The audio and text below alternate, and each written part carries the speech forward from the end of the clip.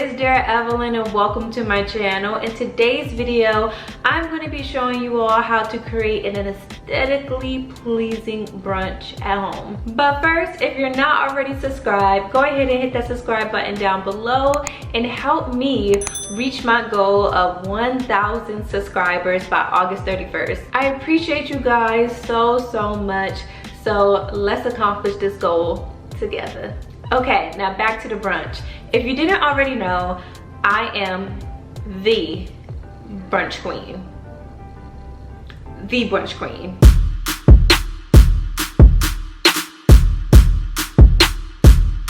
I love to brunch. I love to go to brunch. I love to host brunch. I even have a book club called Brunch and Babes where we read and brunch. You know, they call me Champagne Poppy Dear because you would never catch me without a glass of bubbly. Anyway, I've been getting a lot of requests lately asking to create a video on how I set up for my brunch gatherings and make them cute and so aesthetically pleasing. So here we are, you guys asked and I'm delivering. So step number 1.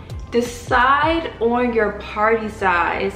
And this step is extremely important, not just for planning a brunch, but for any party in general. Your party size makes all the difference, especially if you're on a budget. A large party means more money you have to spend on food and more money you have to spend on champagne. And no, you cannot opt out of buying champagne because that is the whole purpose of brunch. If you don't have bubbly, then you're just having bored breakfast, and then what's the point of even calling it brunch?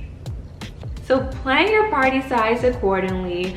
I suggest keeping it 10 and under. It's just easier that way and creates less stress on you. Again, especially if you're on a budget. Today, I'm hosting a brunch with just 6 people. So step number 2, food. This is the most important step other than the champagne. If you're on a budget or you simply just don't know how to cook that well, you want to keep it simple. Don't try to get creative and make these fancy brunch dishes. You're going to ruin everyone's appetite and waste your money. You want to stick with the basics that majority of everyone likes, unless you're vegan. And those basics are eggs, bacon, potatoes, a cute little French toast, pancake or waffle, some fresh fruit, and like a brunch Danish, like muffins. Honestly, you can never go wrong with this combo, and this is exactly what I'll be making today, with French toast being my main dish. I also baked some chocolate chip muffins for brunch today. At first, I was just going to go to my local grocery store's bakery and pick up some muffins, but I already had all the ingredients at home, so I saved me a little coin. And if you know how to bake, just go ahead and do it. I think everyone can appreciate and love a homemade baked good. And if you don't know how to bake, that's okay. No shame in going to the grocery store or your local bakery and picking up something. Now, step number 3, drinks. Obviously, let's start with the champagne. You want to choose a dry or semi-dry sparkling wine. You could also go for like a Spanish cava or an Italian Prosecco. I personally love Prosecco, so you could go for either or. And usually those types of sparkling wines will run you between $12 and $15 a bottle. So again, we love to save a little coin. Also, please keep in mind, for every 750 milliliter bottle of sparkling wine, you can expect to get roughly about 6 to 8 mimosas out of that bottle. So if your party size is 10 and below, you want to have at least 2 to 4 bottles of champagne. But realistically, this all depends on how many drinkers are attending your brunch and how heavy everyone drinks. Lastly, you want to make sure you have some juice and water available. Coffee is also optional, but especially some juice like an orange juice or whatever juice of your desire to create your mimosas. Now, step number 4, setup. This is the super fun step and the step where majority of your aesthetics come into play. I love setting up for brunch, obviously because I'm creating this video, but it is so much fun, and today I'm going for a rustic theme. I'll be using some neutral colors today, such as brown, some greens, and white. The trick with hosting is to use things that you already have in your home, and if you don't have much, when you go out shopping, make sure that you shop smart and you purchase things that you can consistently use over again. Since I personally love to host, I have invested in some items such as my glass juice dispenser that I got from Burlington for about 20 bucks. Unfortunately, it broke in the midst of creating this video today. But shout out to my husband because Travian bought a new one for me instantly. So I'm super happy to get the new one because I was so sad.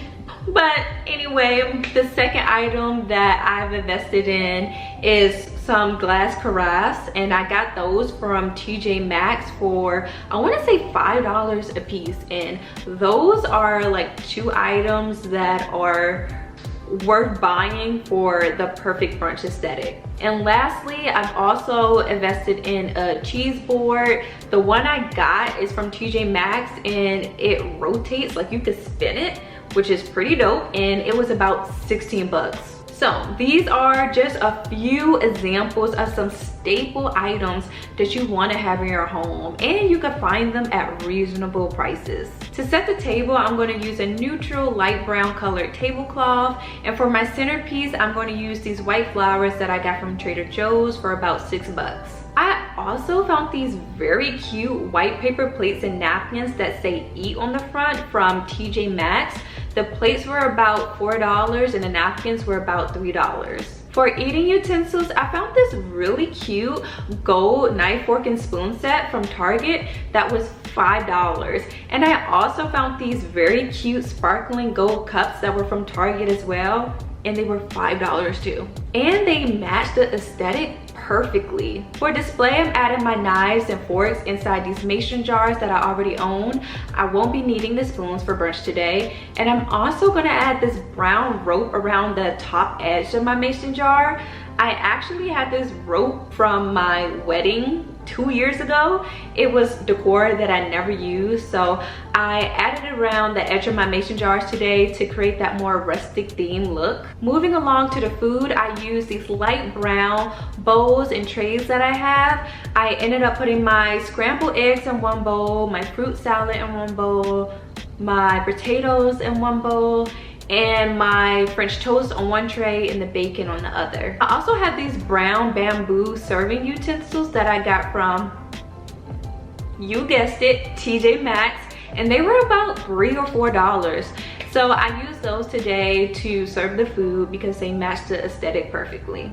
I also used these plastic champagne flutes for my mimosas. I had these since my bridal shower. I want to say my friends purchased them off at Amazon. I'll try to put a link to them in the description box. And I almost forgot, I put my chocolate chip muffins on top of that turning cheese board that I mentioned earlier, and it was perfect. I loved how it looked sitting on top of the cheese board. I also cut up some eucalyptus and I added that around the muffins just for this aesthetically pleasing taste, you know, getting creative with my set. And I also cut up some more stems and added it around the food display, and I also created a little centerpiece of the eucalyptus as well on my kitchen island where I set up the food, and everything had just came together perfectly. I love the little hints of greenery. I love the white flowers on top of the brown tablecloth. Like, everything was just so pleasing and it came out so cute. Like, okay girl, I was proud of myself. After I was done adding my little hints of greenery here and there, we are officially done. And that is our aesthetically pleasing brunch.